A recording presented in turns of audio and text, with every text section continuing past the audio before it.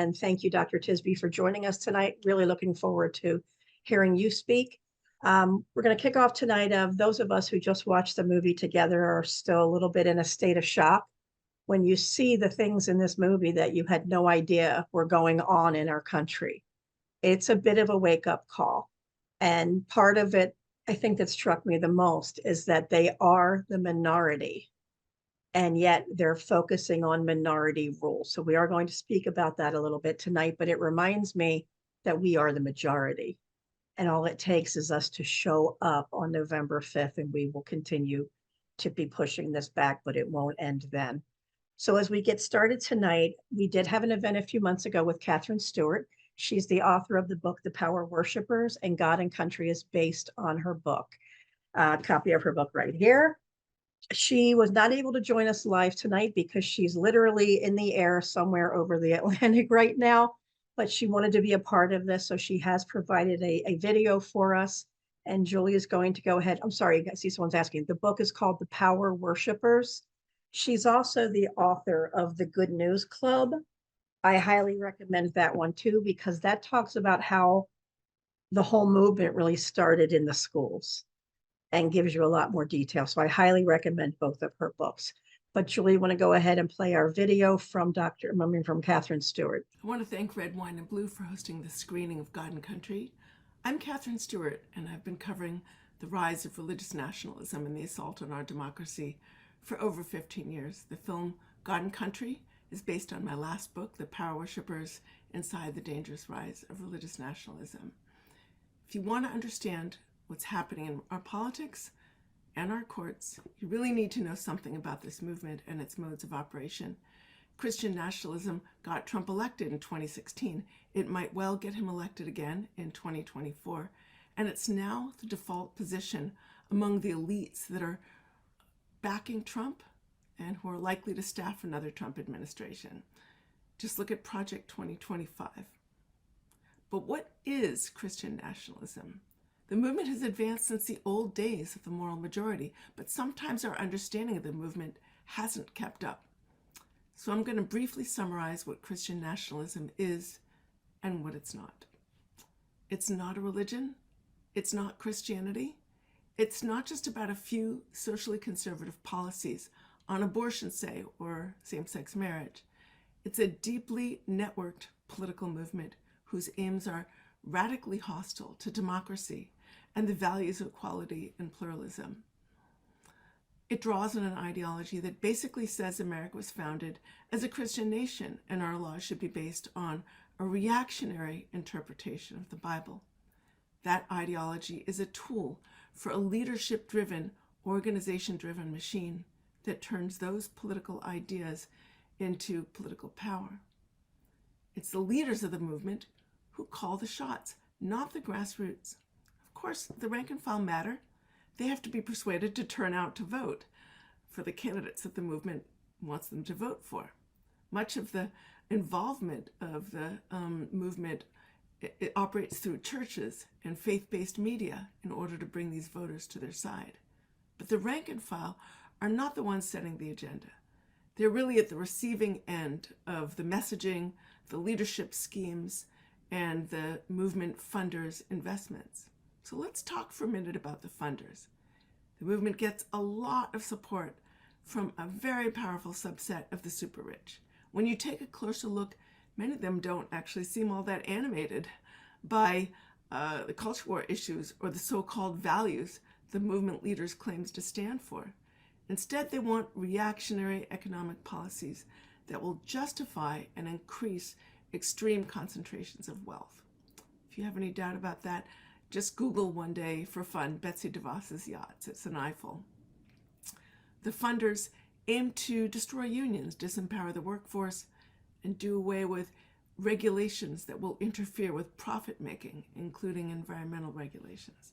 Effectively, they're investing their money in the destruction of democracy in order to get the economic and deregulatory policies that they want. And then there's the right-wing legal ecosystem, which has been built up over 4 decades. The present crisis of legitimacy in our courts is really a consequence of this very patient effort. And the thing to understand about the courts is how long-term, how well-funded, and how multifaceted the project of taking over the federal judiciary has actually been. Famously, it involved the Federalist Society in creating a grooming and networking organization that would give us a disproportionately conservative, and some would say radical, court. But it goes well beyond that, because this ecosystem also involves massive funding for legal advocacy groups like the Alliance Defending Freedom and others, which have worked for decades to bring just the right cases to their favorite judges or courts. By the way, the idea that this movement is just a resting place for old white evangelicals really needs to be retired. The movement would be nowhere without the involvement of a cadre of ultra-conservative leaders, ultra-conservative Catholic leaders. It draws new energy from sectors of the Pentecostal and charismatic movements. These are multiracial and transnational movements. It receives support from some subset of Jews, and some of the big funders seem frankly atheistic. It is obsessively focused on the young, who I have heard described at right-wing conferences as strategic machinery. And this is one of the reasons the movement is so focused on public schools and determined to funnel taxpayer money away from pluralistic public schools and toward ideologically reactionary religious schools. Finally, the movement is radically anti-democratic. It's moved to a point where it simply regards any other governing cohort as illegitimate. They do not see Democrats as a loyal opposition or moderate Republicans as a loyal opposition. They say anyone to the left of them represents an apocalyptic threat to the nation. In some sectors, Democrats are actually said to be demonic and under the control of Satan and need to be destroyed through any means necessary. These paranoid and dehumanizing characterizations provide the permission structure for violence. So I want to thank you for watching. There's just so much more to discuss, and you guys are in great hands. I hope you enjoy the film, and thank you. We love Katherine Stewart. She's a big supporter of Red, Wine, and Blue, and we love the work that she's doing. But tonight, we're also really, really thrilled to welcome Dr. Tisby. Do a brief bio here. New York Times bestselling author, national speaker, a public historian, and on a mission to deliver truths from the Black experience. Just a few of the books: How to Fight Racism, The Color of Compromise, and are you working on something new here, Dr. Tisby, or do you want to talk? It's all yours. Go ahead. Tell us more about yourself. All right. Hey, everybody. Thank you for joining us for this conversation, especially after many of you have just watched a movie. It's getting toward the end of the week. It's the evening. This is a big commitment from you, and thank you for it. Thank you for caring enough about democracy, about our nation, and about your neighbors to equip yourselves with this information. So as we're going, I would love to get your reactions to the movie, where you saw it tonight or some other time. Give us a 1, 2, or 3-word reaction to the film God and Country in the comments. I just want to see what y'all have to say. As you're doing that, yeah, I do have a third book. This is my shameless plug. The poster back here, The Spirit of Justice, and you can go to thespiritofjustice.com. That book drops September 3rd. I think it's a book made for this moment. Y'all, this is a marathon, not a sprint. If you think that the election in November is, you can take a breather, here's the hard truth. That's just another phase. It's a new phase of whatever we're going through right now, because whatever happens in the election, half the country is going to be upset. And there's one particular half of the country that is more prone, unfortunately, to using force and even political violence to get their way, or just to deny facts and truth outright. Maybe there's another election denial. I don't know. Why do I say that? Because we need to be in it for the long haul. The Spirit of Justice talks about people, namely Black people, who tapped into something that I call the spirit of justice in order to resist injustice in their day, and they can inspire us to do the same in ours. So that is available. I'm seeing the comments coming in: frightening and dystopian, sobering, amazing, scary, alarming, and motivating. Good. Very, oh man, scary. Where are the voices of the New Testament preachers? Enlightening. I love this. This is great. These are fantastic words. Thank you so much for tuning into this documentary. And as always, we're going to ask, well, what do we do about all this stuff? Here's a real easy one. Share this movie. Watch it with others in your network. Host your own screening. This doesn't have to be just red, white, and blue folks. They're amazingly talented, but you can do it too. So that is already you're getting your money's worth out of tonight. Practical actions. Screen this movie where you are. Yo, I only have a few minutes because I want to spend most of our time actually engaging with your questions and your comments. So let me say, by way of introduction, I have been studying white Christian nationalism for years, since before it hit national news headlines. I came to faith in an evangelical context, and I've been Black my whole life. So race and religion have always been in conversation in my life. Well, fast forward to 2015, 2016 presidential election cycle. And I and many other Black people of faith were warning that Donald Trump was going to be really bad in a lot of ways, but especially for racial justice in this country. I mean, let's run it back. He came down the escalators of his own hotel saying that Mexican rapists were crossing the border. He got his introduction into politics for many people with the birther conspiracy, saying that President Barack Obama wasn't even born in the United States and therefore couldn't be president. You can run it back, and he ran a full-page ad in the New York Times talking about the death penalty for the Central Park Five, now the exonerated Five, which he's never recanted or taken back. So we saw all this, and we were raising the alarm. Now, listen, I had been talking about racial reconciliation, racial justice for years already. I thought I had seen the worst of what Christians and particularly evangelicals had to say in terms of backlash to racial justice. I was wrong. What I didn't understand was that talking about race and religion was one thing, but it's at the intersection of race, religion, and politics that people get most fired up. So, one quick story.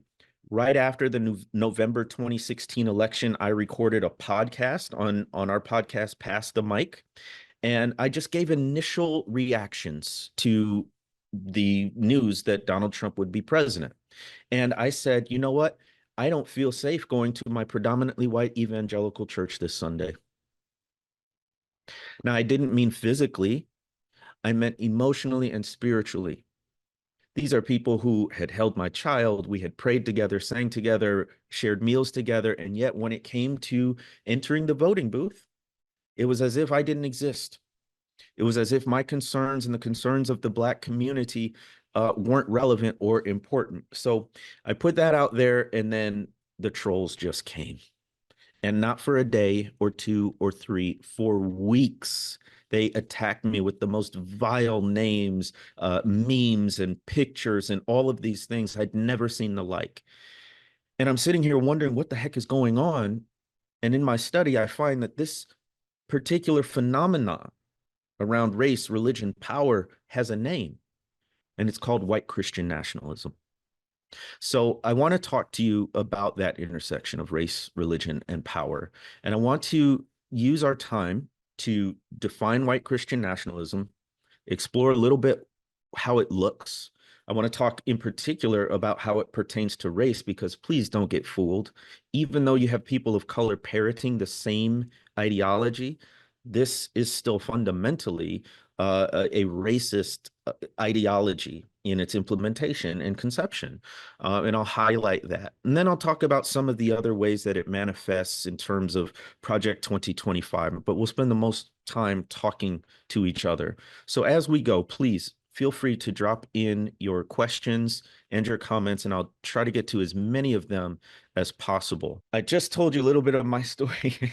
That suit there, back 20 pounds ago, that was when I was in a intentionally multiracial but very conservative church embedded in a larger white Christian denomination. And y'all, I was deep in it. I was what they call under care to become a pastor. That didn't happen, thankfully, in those spaces. But that's how I was. And then, of course, encountering this scene on the right with the American flag. That's in a church, and so this invasion of nationalism into the church is right there. Let me talk about. Let's see if we can get the next one. What is white Christian nationalism? White Christian nationalism is an ethno-cultural ideology that uses Christian symbolism to create a permission structure for the acquisition of political power and social control. Now, that's my definition. Don't that sound fancy? All those multi-syllabic words, but trust me, it's very straightforward. Let's break it down like a fraction. White Christian nationalism, ethno-cultural, that's the race part. Y'all, when white Christian nationalism goes into effect, there is a hierarchy. And at that hierarchy, at the top of that pyramid, if you will, are white, wealthy men. Is anybody surprised? No, you're not. White, wealthy men, right? And then sort of everyone else, right? And it is, you'll hear this conversation about like Western civilization and the superiority of the classical education. What that is an ethnocentrism, a European ethnocentrism, which also sort of translates into racialized ideas of whiteness when you get into the US context. But make no mistake, there are ideas of who is truly American. I love this example, but I don't know if it's catching on. But think about it. When the Marvel comic books had to come up with the quintessential American to oppose Nazi Germany back in the 1940s, what comic book character did they come up with? Captain America. And what did Captain America look like? He wasn't brown skinned. He wasn't a woman. Captain America was a white, blue-haired, blonde-eyed, able-bodied man. This was the representation, the literal embodiment of what it meant to be truly American. And that's embedded in white Christian nationalism. It's ethnocultural. It's also an ideology. This is important. An ideology often relies more on fears and prejudices than facts and data. That's why, have you ever tried to talk to someone who adheres to white Christian nationalism and reason with them and say, this isn't logical, this doesn't make sense? Does it work? Does it get you very far? No, of course not. Because you're not actually purely arguing on an intellectual level. What's happening is this ideology is about identity and belonging. This is about who they are, who they perceive themselves to be, and it's about what group they belong to. So you're not gonna, you can stack information from floor to ceiling, books and articles, and that's not gonna make a dent, because this is about how people perceive themselves and how they perceive the people who they belong to. And that's much more power. It's much stickier than just making an intellectual argument. Doesn't mean that's not intellectual at all, but it's primarily that ideology, right? Why is it called Christian nationalism? Well, not because it looks like Jesus, but because it uses Christian symbolism and even Christian ritual. So the quintessential example of this is the January 6th insurrection. You saw flags that says, Jesus is my savior, Trump is my president. There was that big wooden cross, people holding Bibles. And to me, the clincher is this. All of those symbols there. But here was the undeniable thing. You had people praying. For instance, the Proud Boys knelt, terrorists, extremists, racial identity extremist group. You had them kneeling in prayer moments before storming the Capitol. And get this, they ended their prayer in Jesus' name. That's a Christian sounding prayer, right? Then you get into the chambers in the Congress building, in the Capitol building. And you have the so-called QAnon shaman. You remember that guy, horns and bare-chested and fur and all that? He leads a prayer from the rostrum, and he ends it how? In Jesus' name. So here's my thing. Here's another bonus for you, because I'm just looking at you and you seem like nice people and I like you. You cannot simply dismiss white Christian nationalism by saying, oh, they're not real Christians. That's the whole in philosophy, no true Scotsman fallacy, right? We don't have to deal with them because they're not really one of us. Well, on one level, yes. We can break it down theologically. This is idolatry. We can break it down in terms of, biblical beliefs. They're going against, every one of the 10 commandments, right? But at the same time, these are people who go to church, read the Bible, pray, and call themselves Christian.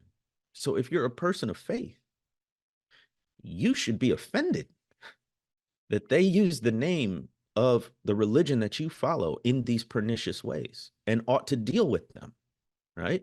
So I don't think this is actual Christianity, but I don't dismiss it because of that as a person of faith, all right? But it uses this Christian symbolism for a purpose, for a permission structure. They need a divine approval for what they're doing. This is not much different than the Crusades in the Middle Ages, right? It's violence, it's power acquisition, it's all of these things, but it's blessed. It's holy. It's a mission from God. So it's not a purely earthly political thing.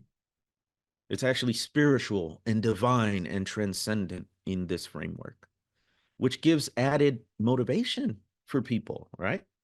And a sense of righteousness to their cause. But to what end? The acquisition of political power and social control. The acquisition of political power and social control. Political power, we've talked, already made mention of minority rule, of using legitimate means of democracy to get in office, but then once they're in, to so gum up the levers of democracy that regular voting isn't going to work. This is what Project 2025 is all about. It's about changing the bureaucracy of government to keep this group in power, no matter what the will of the people is. And social control. So when you think about the racial implications, the gender implications, the implications for LGBTQ folks, and so many other sort of quote unquote social issues, that's also part of it. It's not just the government, it's society-wide. It's a totalizing vision. So that's what I mean by white Christian nationalism is an ethno-cultural ideology that uses Christian symbolism to create a permission structure for the acquisition of political power and social control. Now, let's break it down a little bit more. How does it show up? These things are obvious, right? You're putting Jesus and Trump in the same sentence, on the same symbols. And it's highly partisan because there's only one party that's claiming to be God's party.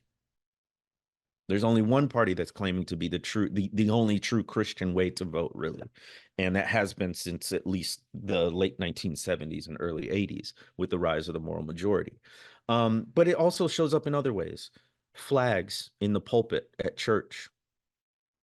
It has shown up in civic religion, in God We Trust, in the Pledge of Allegiance, one nation under God. These are not things that go back to the 1700s. They go back to the 1950s and the Eisenhower administration, the National Prayer Breakfast. That stuff was all created in the context of the Cold War as a juxtaposition against atheistic, godless communism and the Russians.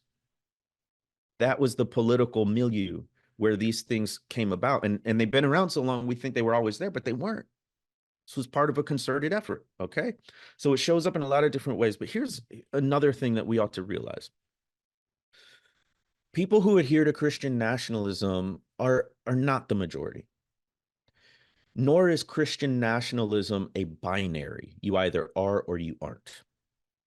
It exists on a spectrum. What is that spectrum? This is from a Public Religion Research Institute report called Christian Nationalism in All 50 States. And it's borrowing from sociologists here. There are adherents to Christian nationalism, sympathizers, skeptics, and rejectors. And then, of course, a subset that didn't answer these questions. The adherents are, quote, these Americans overwhelmingly either agree or completely agree with there are 5 statements on this Christian nationalism scale that they were rate. That's about 10%, 10% of the overall population. That's the extreme. These are the folks who would storm the Capitol, right? Here's the more concerning group, sympathizers. They agree with most of the statements on the scale, but are less likely to completely agree. So they might indicate in a poll somewhat agree, right? Nevertheless, here's why it's dangerous, because sympathizers vote the same way as adherents. Sympathizers vote the same way as adherents. So sympathizers are about 20%. Adherents are about 10%. That means about 30% of the population is voting according to Christian nationalist policies and priorities. I just want to give you a sample of some of the questions that this survey asked. The federal government should declare the United States a Christian nation. Adherents would strongly agree with that. Sympathizers would somewhat agree. The federal government should advocate Christian values. The federal government should allow the display of religious symbols in public spaces, and the success of the United States is part of God's plan. Questions such as that are what sociologists and social scientists use to sort of measure the level of adherence, right? So here's a practical. When you go to do your own screening of the God and Country movie, you probably don't want to invite the adherent because you're not going to make headway there, very slim chance, right? But you may want to invite a sympathizer, people who likely adhere to these beliefs, but if they get exposed to different information, may at least have a conversation. Like all of us, it's unlikely to change in a single night or through a single talk. But you can begin a conversation and at least get a hearing with folks who are sympathizers. And of course, there are skeptics and rejectors as well. So feel free to ask me more about that. I want to bring it back to the white Christian nationalist part. I'm a historian, so I got to give you this.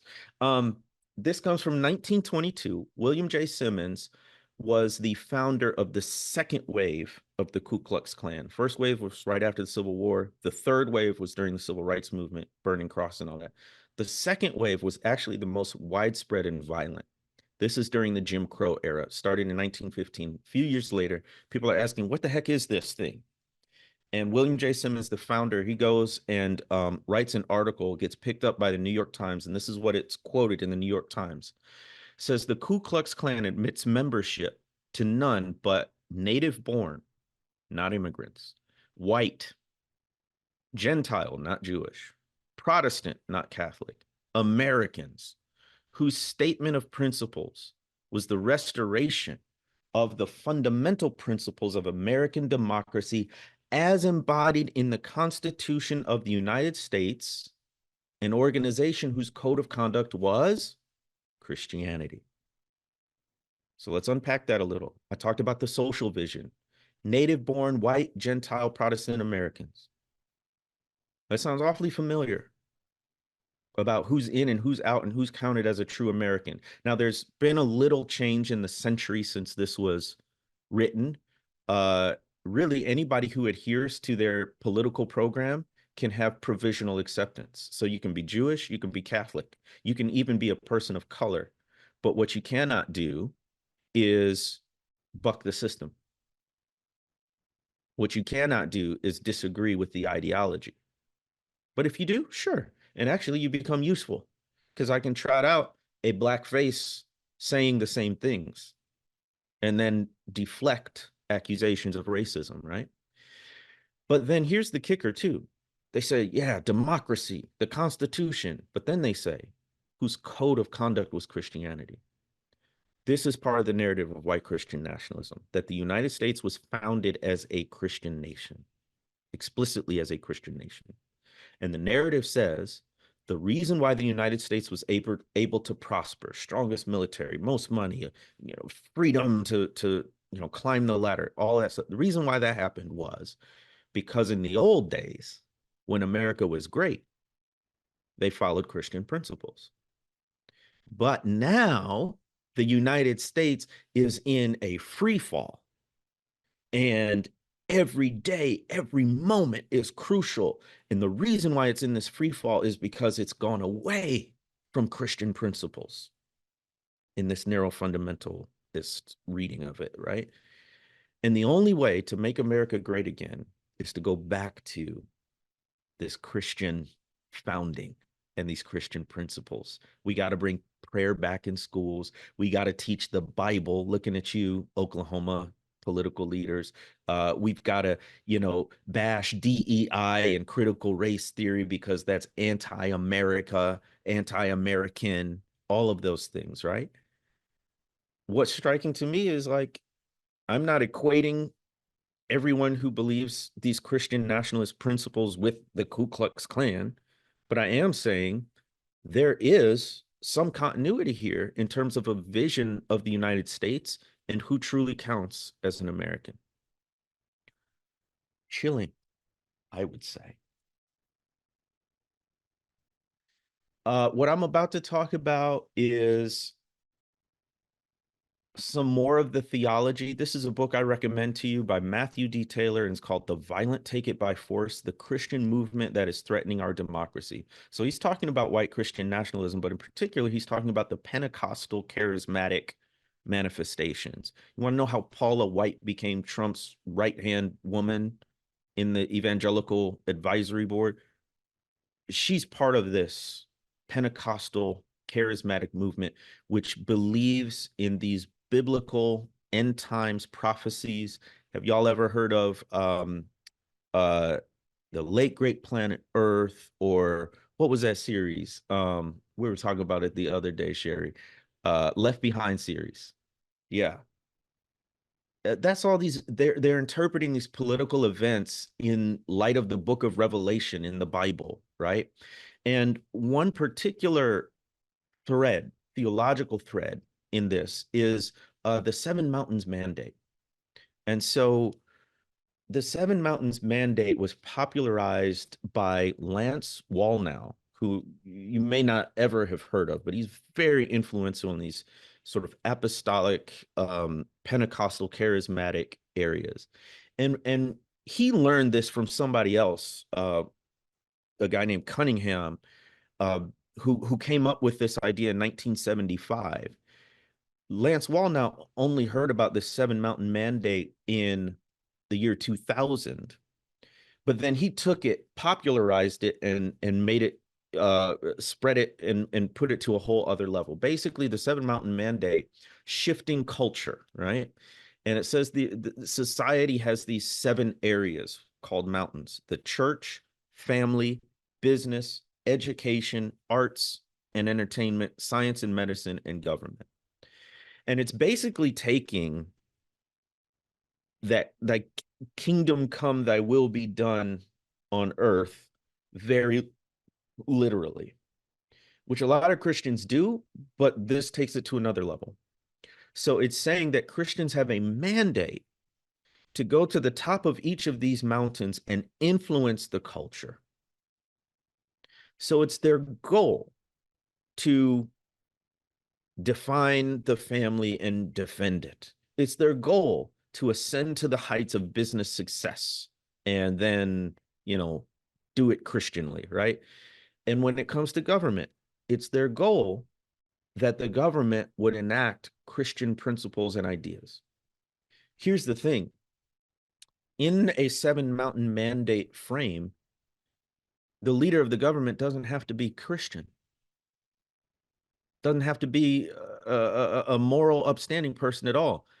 That person just has to be successful and powerful. So a lot of people ask, how can folks go along with Trump? And he's clearly not living according to Christian principles. Well, Lance Wallnau and others in his circle say he's got the Cyrus anointing. Cyrus, King Cyrus from the Bible.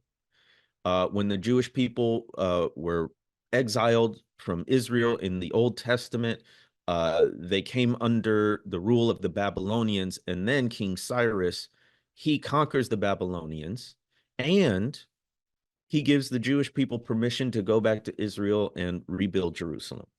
So he's seen as this non-Christian, non-religious figure who is actually doing God's will.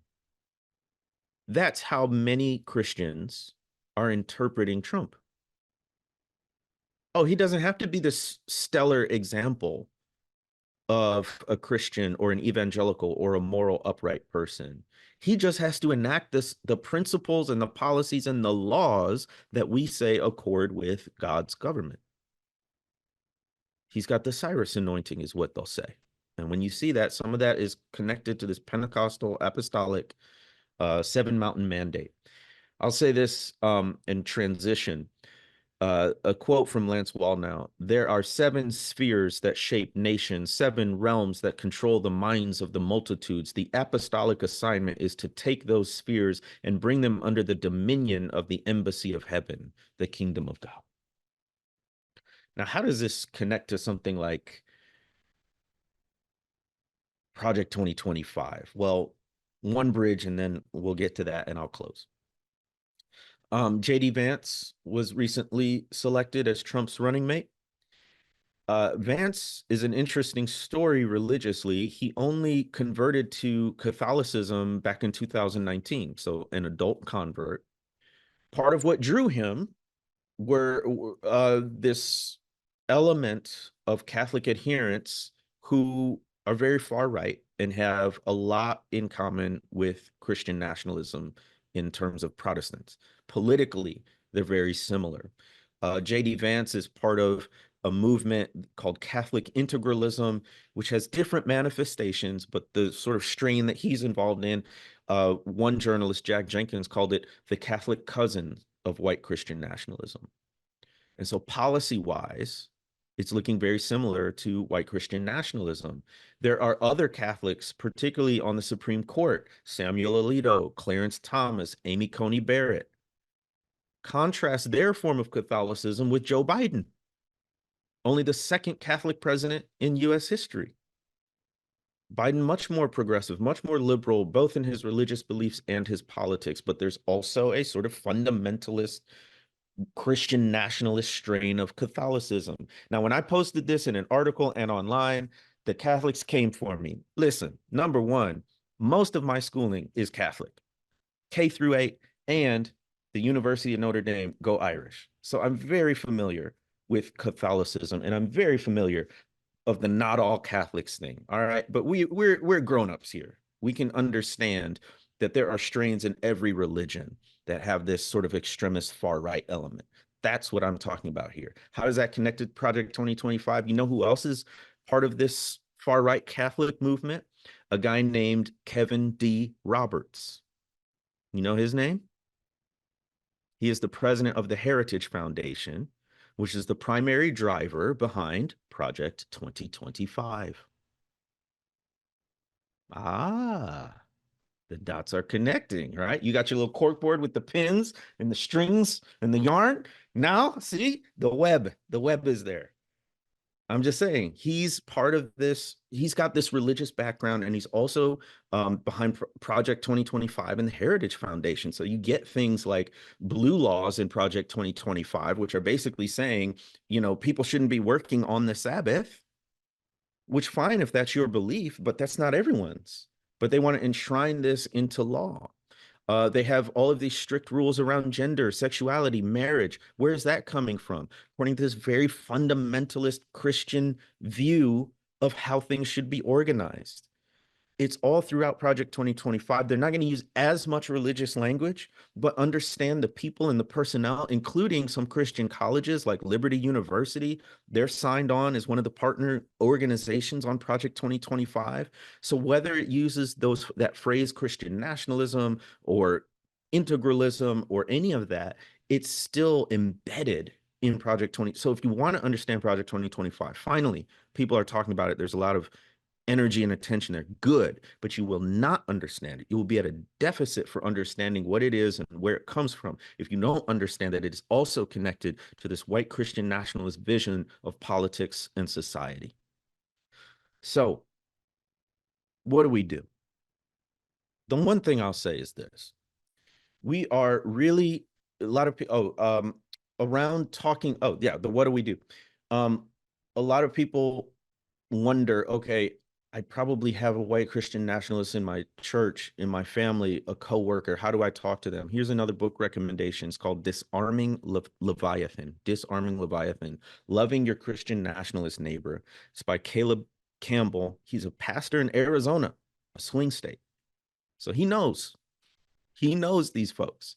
And by the way, as a teenager, he was seduced into a neo-Nazi group. He was a skinhead and then had a revelation and a come to Jesus moment and converted and got out of all of that. But he was embedded in it and knows better than most the way people get caught up in these beliefs and how to talk to them about it. What I'll say is this. We haven't talked about Biden stepping aside, Kamala Harris, becoming the presumptive Democratic nominee for president. And I know a lot of folks are breathing a sigh of relief. I did too.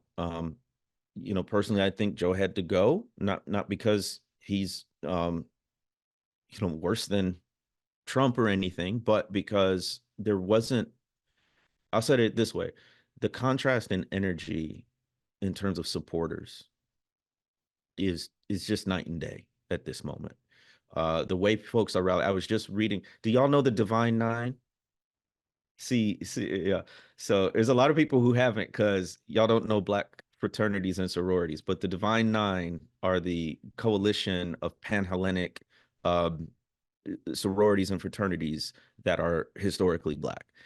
And they just put out a statement today. So they were doing a legendary, historic partnering for voter registration. Now it's officially nonpartisan, but it came together after Harris was put forward as the nominee. So that level of energy is amazing. But what I say is, with this switch, we have a sliver of opportunity. And we need to continue pushing the door all the way open. So it's not a time to rest, relax, say, we're out of the woods. We're done. We're set. Now is the time to actually push harder, to make sure that there's not just a win for democracy. Democracy doesn't just squeak by, but there is a decisive statement that the people of this nation want a government by the people and for the people.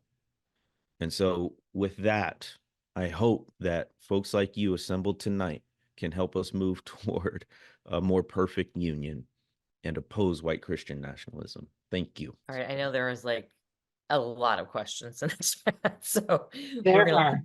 we're gonna let Julie get right to it. Okay. You talked about, a lot of folks ask how we fight it, how did we get here, and I think you kind of covered all of that. But what's the story that folks can use to counter what Christian fascism and nationalism is pushing? Yeah, Christofascism is another good alternative name for this that some people use. Listen, my thing is, and I don't know everything, y'all, so I'm just going to stick to what I know, okay? So my thing is, white Christian nationalism presents one view of engaging faith in politics. But you know what? It's not the only view. The Black Christian tradition arose in this country in direct opposition to white Christian nationalism. You had a bunch of Black Christian preachers, pastors, and regular folk who understood their religion as expanding democracy, not narrowing it.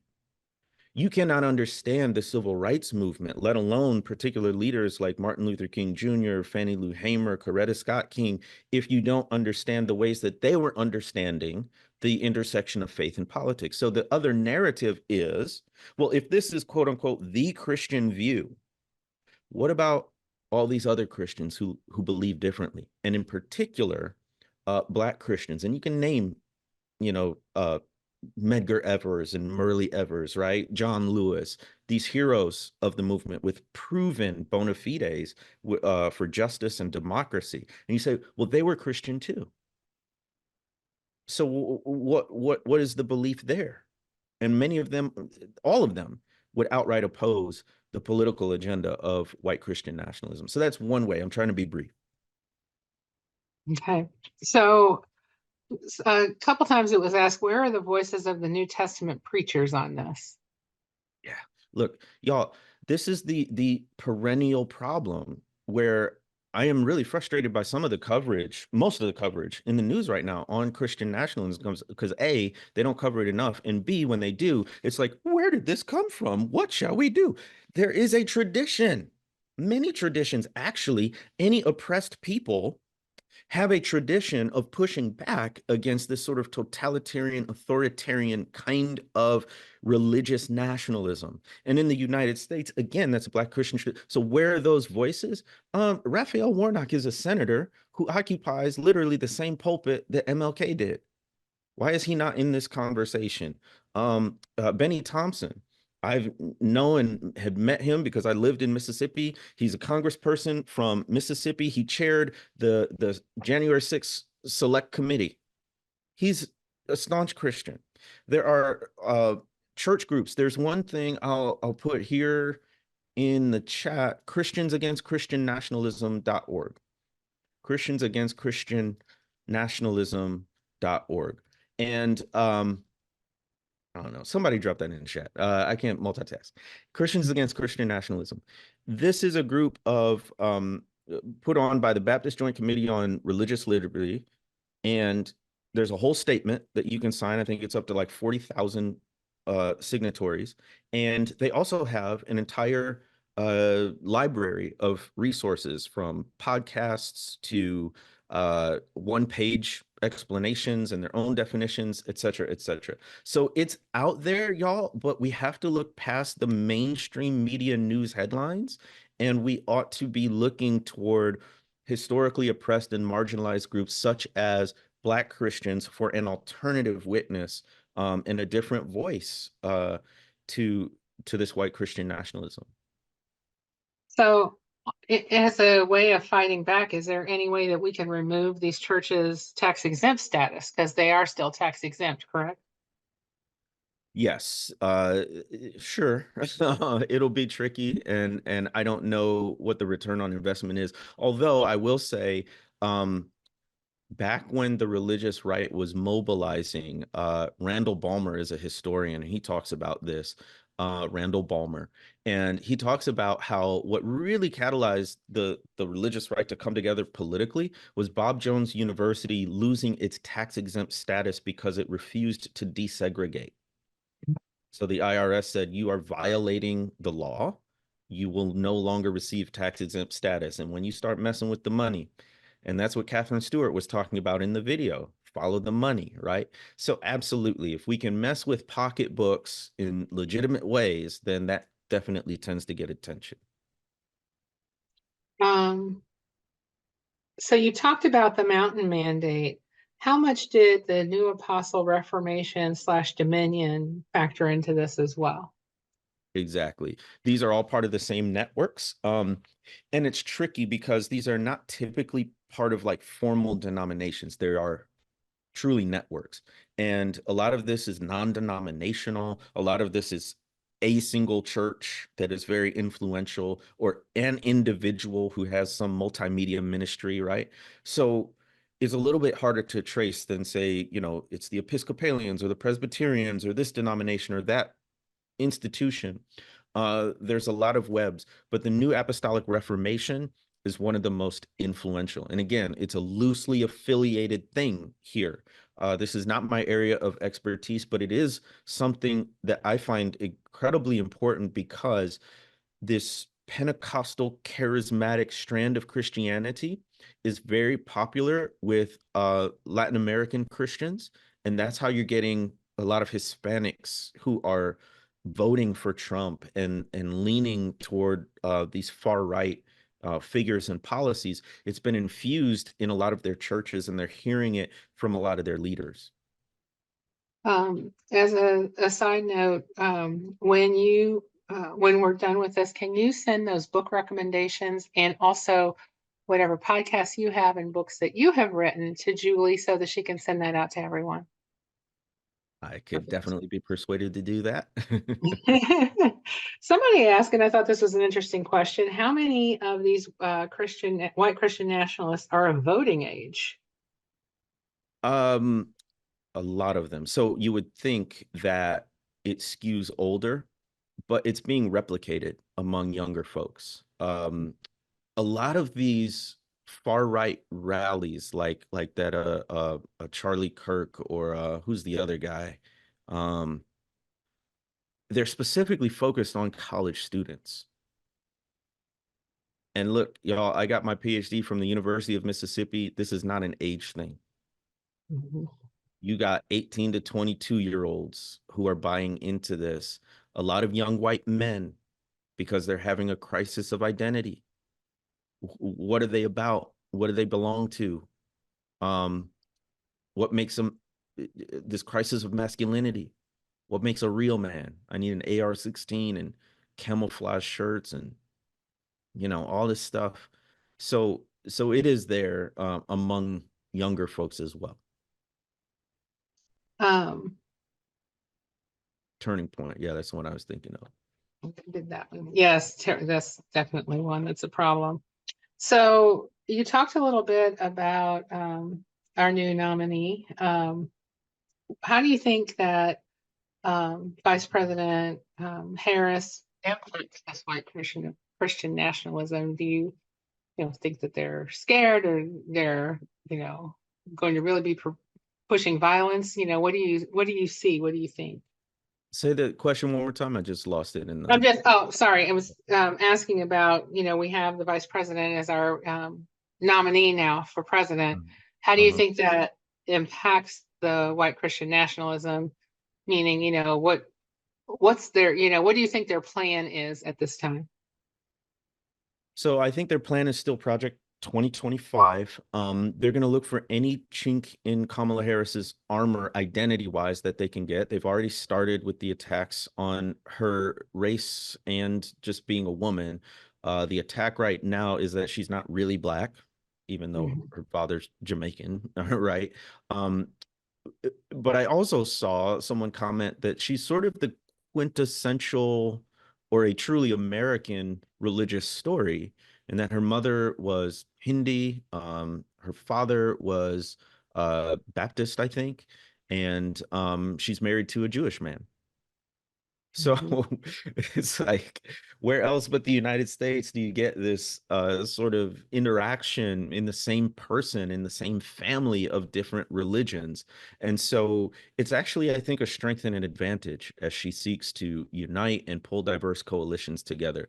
But their playbook is fundamentally, I believe, the same. But they'll take any and every advantage they think they can get. So do you think this is a way for the oligarchical class to take over in order to increase their wealth through establishing an autocracy? This is my theory. What white Christian nationalism envisions is a lot like the plantation economy. It's a lot like the plantation economy and race-based chattel slavery. But how is that organized? You had the white, wealthy male plantation owner on top. He was the old massa. And then you had his wife, Ole Miss, which is why I don't call the University of Mississippi Ole Miss. I call it the University of Mississippi. And you have his children, his white children. And then you have the enslaved people.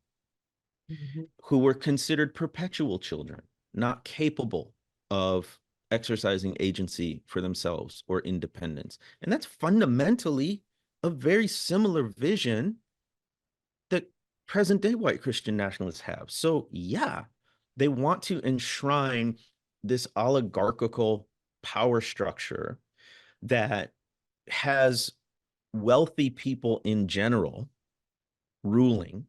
And that's what Trump's tax breaks are. That's not for the middle class. We know trickle down economics doesn't deliver on the promise that it does, right? That it makes. And that's always the thing. That's what Katherine Stewart is looking at. Following the money, who stands to benefit most, particularly financially. And that unlocks a lot of what this agenda is really about. How do we support victims of this cult? So we know from pop psychology, you can't force anyone to change who doesn't want to change.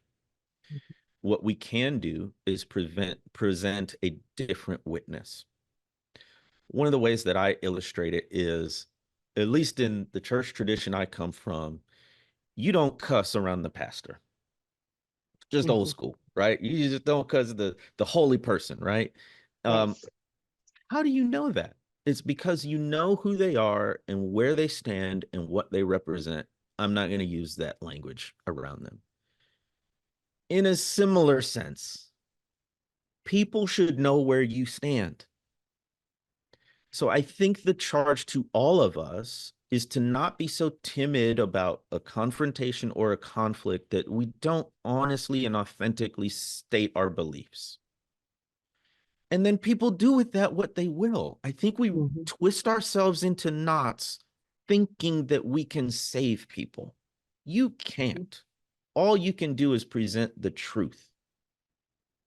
The truth, whether that's facts and data, like the election wasn't stolen, like we know this, we can prove it, or the truth of your experience. One of the ways that I find is helpful in these conversations is you don't start with the policy, you don't start with the polling, you start with the personal. Telling people why you think it is important that we consider issues of justice or we look at this issue of particular. What happened in your life? Did you read a book? Did you have a conversation? Did you have a relationship with someone that changed your mind? Start there. And then if they're a person of faith, go to the scriptures.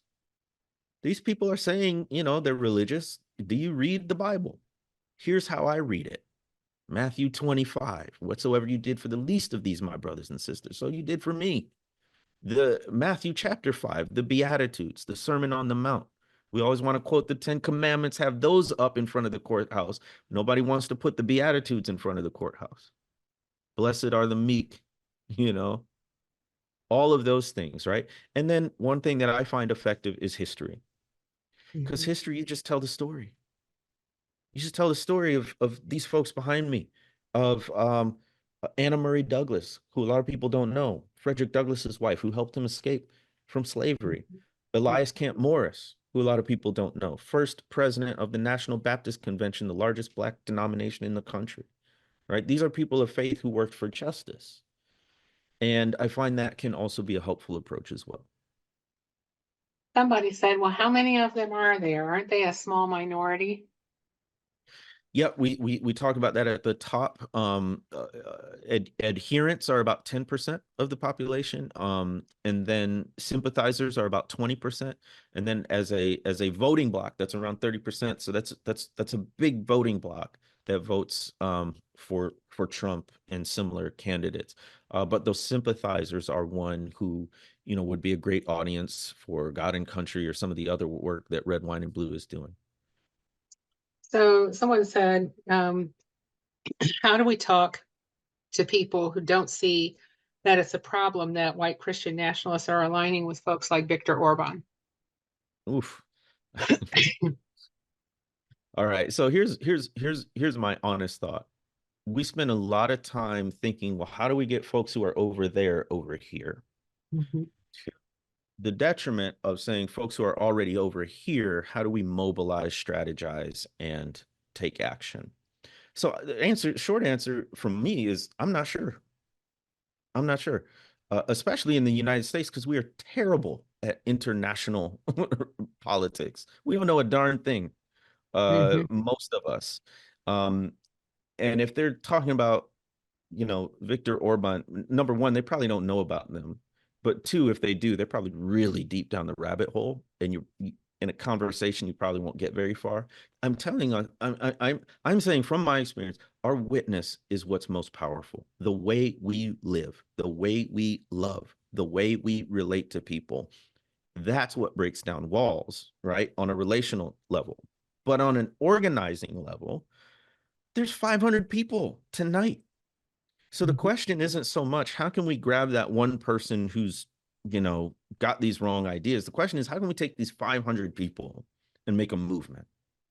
And for me, that's where I choose to spend most of my time. Uh, I am perfectly willing to. You remember those old, I think it was Red Roof Inn, those old commercials said, "We'll leave the light on for you." Mhm. That's my perspective. Listen, if somebody adheres to white Christian nationalist ideas, I'll present, what I believe and what I'm persuaded by, and then go in peace. But if you ever want to come back and have that conversation and engage in an honest dialogue, I'll leave the light on for you.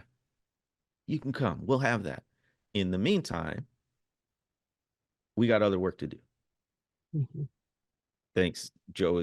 Joe Kurt says it was Motel 6. You got it. I don't even know if I was old enough to see those commercials, but I remember that phrase. Well, I want to thank you so much for being on here tonight. We were past 9 o'clock now.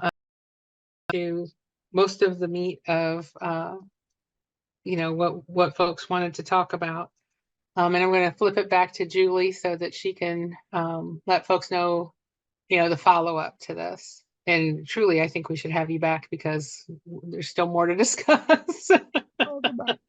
Oh yeah, we would love to have Dr. Tisby back. Maybe bring Katherine Stewart on and Theo Butler, who was in the movie. Like that would be a really amazing panel. So we're gonna get Sherry on that because Sherry is our one who pulls these amazing panels together. So Voluntold. and Dr. Tisby, thank you. You basically just gave me the best opening with the thing you said at the end about there's 500 people on this call.